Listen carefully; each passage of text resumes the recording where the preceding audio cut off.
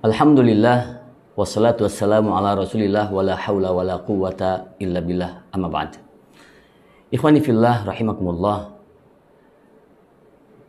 Kali ini kita akan kembali melanjutkan pembahasan tentang sikap wara. Wara itu adalah ijtinabus syubhat khaufan minal wuqu' fil muharramat.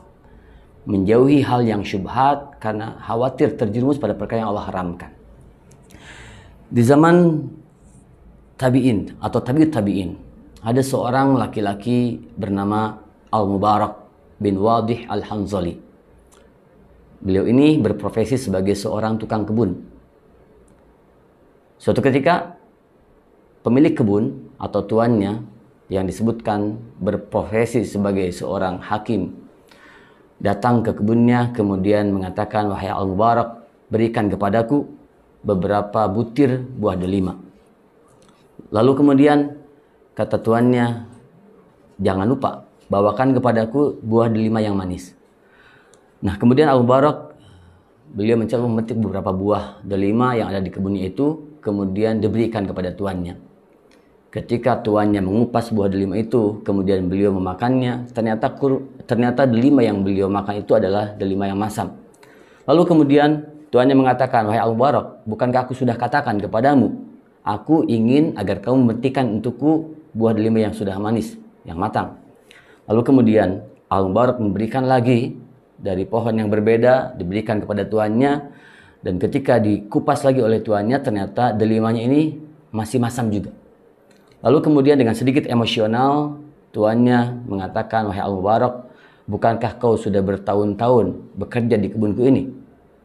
Dan engkau sampai saat ini belum bisa membedakan mana delima yang manis dan mana delima yang masam." Lalu kemudian Al-Mubarak mengatakan, "Wahai tuanku, sungguh memang betul bahwa aku ini sudah bekerja di kebun ini beberapa tahun. Tapi selama itu engkau belum pernah mengizinkanku untuk bisa memakan buah delima dari kebun ini. Maka aku tidak berani melakukannya." Lalu kemudian Ikhwan fillah, tuannya ini merasa heran, merasa takjub, sambil sedikit tercampur dengan perasaan tidak percaya. Apakah betul selama ini Al-Mubarak tidak pernah mencicipi sedikit pun buah delima yang ada di kebunnya? Lalu dia tanyakan kepada tetangga-tetangganya. Lalu ternyata tetangganya memberikan kesaksian bahwa selama ini mereka tidak pernah melihat sama sekali Al-Mubarak memetik buah delima kemudian memakannya, atau bahkan memungut yang ada di tanah yang sudah jatuh kemudian memakannya. Nah, kemudian tuannya ini merasa takjub dengan sikap dari Al-Mubarak. Lalu kemudian tuannya datang kepada istrinya dan menyampaikan, "Wahai istriku, sungguh kita punya anak gadis. Dan sudah banyak orang yang datang untuk melamar anak gadis kita. Tapi menurutku bahwa ada orang yang lebih tepat, yang lebih cocok untuk dijadikan sebagai suami dari anak kita. Dia adalah Al-Mubarak."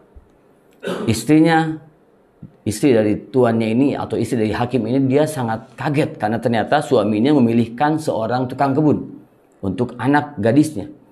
Tetapi kemudian tuannya ini memberikan penjelasan bahwa Al-Mubarak bukanlah tukang kebun biasa. Dia adalah tukang kebun yang punya sikap wara, punya sikap hati-hati yang sangat-sangat luar biasa. Lalu kemudian setelah mendengarkan penjelasan dari suaminya, istrinya ini kemudian menerima. Lalu kemudian tuannya ini datang ke kebun, bertemu dengan Al-Mubarak, kemudian mengatakan, "Wahai Al-Mubarak, menurutmu, jika aku ingin menikahkan putriku dengan seorang laki-laki, adakah orang yang pantas untuk anak gadisku? Siapakah yang pantas untuk anak gadisku? Aku minta saran kepadamu." Lalu Al-Mubarak mengatakan, "Wahai tuanku, sesungguhnya orang Yahudi, mereka menjadikan kekayaan sebagai standar untuk menikahkan putra-putri mereka. Dan orang Nasrani, mereka menjadikan rupa sebagai standar untuk menikahkan putra-putri mereka. Tetapi agama kita, agama Islam, menjadikan agama sebagai standar ketika kita mau menikah atau menikahkan putra-putri kita." Lalu kemudian kata tuannya, "Wahai Al-Mubarak, siapakah menurut engkau orang yang lebih baik agamanya dibandingkan dengan dirimu?" Secara tidak langsung tuannya ini melamar Al-Mubarak untuk menjadi suami dari putrinya. Nah, ikhwani fillah, maka dari sini kita melihat betapa seorang Al-Mubarak ini dia punya sikap wara' yang sangat luar biasa, sehingga sikap wara' ini kemudian menjadikan dirinya mendapatkan kemuliaan di dunia, di antaranya dengan dijadikan sebagai menantu dari seorang hakim yang sangat ternama saat itu. Dan insya Allah kita akan membahas bagaimana kemudian sikap wara' ini tertularkan biidznillah kepada putranya, yaitu Abdullah bin Al-Mubarak. Barakallahu fikum. Assalamualaikum warahmatullahi wabarakatuh.